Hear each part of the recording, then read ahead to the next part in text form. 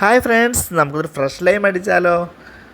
ഒരു ചെറിയ നാരങ്ങ ചെറിയ കഷ്ണങ്ങളാക്കി മുറിച്ച് മാറ്റി വെച്ചു.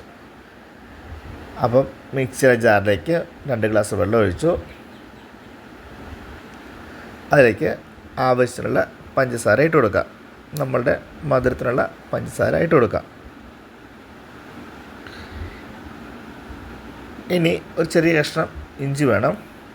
ഒരു ഫ്ലേവറിന് വേണ്ടിയിട്ട് നമ്മൾ ഒരു ചെറിയ കഷ്ണം ഇഞ്ചി ചേർക്കുന്നുണ്ട്.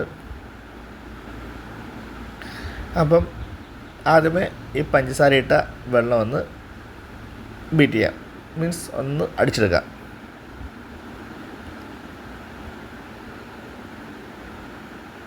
അത് അടിച്ചതിന് ശേഷം നമുക്കതിലേക്ക്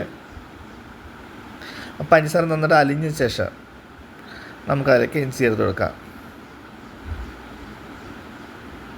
വീണ്ടും അടിക്കാം.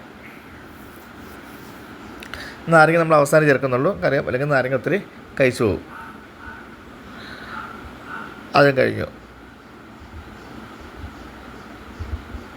ഇനി നമുക്കതിലേക്ക് നാരങ്ങയോട് കശുവണ്ടി കുതിർത്തത്, ഒരു പിടി കശുവണ്ടി വെറുതെ കുതിർത്താണ്, അതുകൂടി ചേർത്ത് കൊടുക്കുന്നുണ്ട്.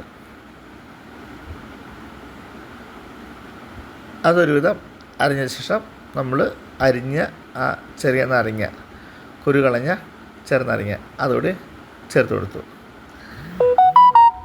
വീണ്ടും ഒന്ന് 2 അടി അടിക്കുക, അരിച്ചെടുക്കുക. നമ്മുടെ ഫ്രഷ് ലൈം ഇവിടെ റെഡി ആയിട്ടുണ്ട്.